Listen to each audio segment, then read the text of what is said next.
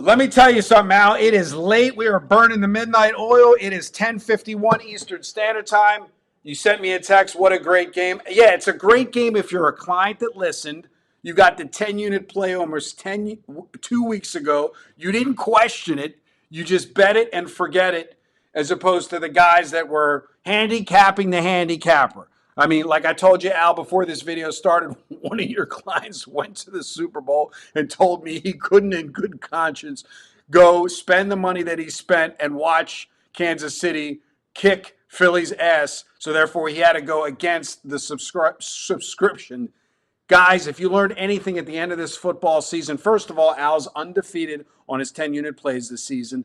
That's the first thing. The second thing is don't handicap the handicapper. We're not going to say it all the time, but this was a very polarizing matchup, Al, and I don't know why. It was only a 1.5-point line, but the questions that I was getting asked regard, why does Al like this game? What makes it a 10-unit?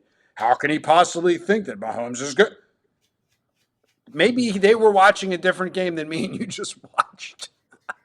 Well, two points. Number one, as far as a client going opposite us, it's his money. He has the right to do what he wants to do. Correct.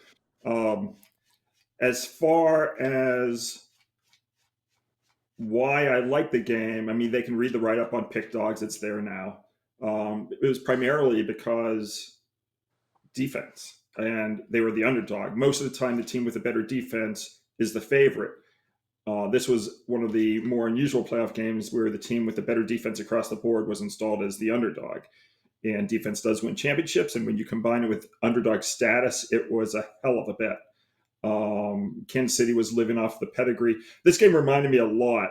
A lot of people won't remember this situation, but the Arkansas Razorbacks played Massachusetts in 1996 in, I want to say it was the Elite Eight. Maybe it was the second round. I'm not sure. But the Arkansas Razorbacks had won an NCAA championship under Nolan Richardson. They had then gotten back to the Final Four, and everyone just kind of, gave them this status of being this great team. And of course, they were going to get back to the Final Four. They weren't going to lose to Massachusetts, which at the time was John Calipari coached UMass, and they had Marcus Camby as their center, but they were this kind of like up-and-coming team. They didn't really have any kind of pedigree at all. And I had my 5-star college basketball game of the year that season on UMass over Arkansas. And I think UMass was like favored by 9.5 points, and no one could believe that Arkansas was getting all these points, and UMass blew the shit out of them. And so this kind of reminded me of that situation because Kansas City was not the same team as they were the previous 2 years. They just weren't. They were only outscoring opponents by 3-point-something points per game. Even if you throw out the 38-0 loss to the Broncos, their scoring margin was only 6. Well, Philadelphia's was around 9 or 10. So Philadelphia was clearly the better team, but Kansas City was basically living on past year's glory. And we just, anything can happen in a football game. Even a team that's not as good can still win the game. But I like the fact that Philadelphia was the better team with the better defense getting points.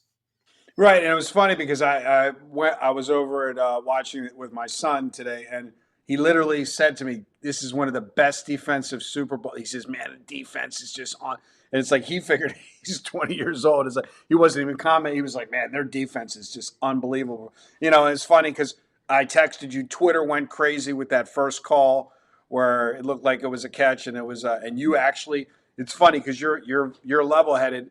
I went on Twitter the simultaneous as I texted you and Costi. Twitter exploded. The refs are fixing it. And you said nope. So even though you were on Philly, you can call spade a spade. The Philadelphia wide receiver took his hand. He put it into the helmet of the Kansas City's defender. I'm like, to separate himself. I mean, I was like, yep. Offensive pass interference. Do you ever go, in a game like that, do you ever go on Twitter after a call like that and see people go crazy? I think it's fun. Yeah. I mean, and I even said, then there was 2 other calls that went, Philadelphia's way where it was like. And then somebody posted makeup call. But those were very iffy kind of calls. And I even went on Twitter and said, well, now Philadelphia is getting the benefit of the calls, with those 2. I thought the refs those are the three iffy calls in the game. Philly got 2 out of the 3 calls. I thought the clearest one for sure was the offensive pass interference. That was, whether or not, like the one, what was it? Was it a late hit or something where it was kind of ticky tack. And before we get to your complimentary selection, as you know, the syndicates that I deal with, I texted you. I said, "What do you think the halftime line is going to be?" And man, people love to chase the favorite down at halftime, and I always tell the clients, when in doubt, take the dog because you're going to get a higher number. Sure enough, they make Kansas City 6.5 at halftime. I got like 15 texts, people saying, "Should I bet?" Why you even are asking me when you already have Philly is beyond me, right? But I don't want to use the word greedy, but they're looking to double dip. Like they think it's easy. They're going to win both sides, right? And I said, anything, you bet Philly or you leave the game alone. And guess what, Al? Kansas City outscored them by 6, and everyone that chased Kansas City in the second half lost by half a hook.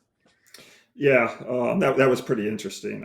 I don't play half times. I don't play in game. I only play before the game. But by the way, have you ever explored it in your 46-year career, or it's just not worth the ROI or the time? Mainly first half, not second half. I don't. First half, Yeah, first yes. Yeah, the problem for me is I don't have the data. Got it. Now if someone would give me a database with all the games since 1980, with all the halftime scores, with all the results, then I've got data. But without that data, I'm not flying blind. Right. Well, with that being said, guys, if you're you said something in the last video. You said football season is over, but I will remind all clients, you do those lower football leagues, and you did quite well in them last year. Yeah, we could worry about that when it gets here. Exactly. But with that being said, college basketball is here, rocking and rolling. We got NBA. And, what do we got going as a complimentary selection this evening for you guys that want to find out about the All Access? The promo is over, but you can overlay those ratings on what he's already given you, plus late updates on Telegram. By all means, send me a text message as well as or an email, and we can get you set up. Well, the San Antonio Spurs did something interesting this past week. They became the 11th team since 1990 to play 3 straight games that were decided by exactly 1 point. They beat the Atlanta Hawks 126-125. Then they lost to the Charlotte Hornets by a point. Then they lost to the Orlando Magic by a point. So they'll try to become, at least since 1990, I don't have data before that, the first team to play 4 straight 1-point games. They play the Wizards today. They're favored, of course, by a lot more than that. I'm going to take San Antonio minus the points because when you get a team off exactly 2 1-point losses back-to-back, they've gone 23-11 ATS, so they do rebound. San Antonio also is 84-52 ATS as a road favorite of -4 or more points off a straight-up loss. So we'll look for Wemby and company to bounce back on this Monday. We'll lay the points with the Spurs. I'm looking here, -12 at the current number. A little bit more than 1 point, yeah. Yeah, exactly. And like I said, guys, we hope you enjoyed the Super Bowl. Don't handicap the handicappers. This wasn't any different than any other 10-unit play to you and you're undefeated on them this season. My client told me you're 4-0. You've had only 4 10-unit plays this season. You are a perfect 4-0. The difference was, Al, the time between when you released it and when the game started. So they had all the time in the world to think about it. And guys, what can even Brady won the entire season and then lost in the Super Bowl. To just go into this game assuming there was no way Kansas City could lose because the NFL wanted it. I mean, the conspiracy theorists and all this nonsense, put that to bed. Take this if you were a member and you lost. Take this moment betting against. Like Al said, it's your money. You can do whatever you want. But maybe next year you'll have a different stance.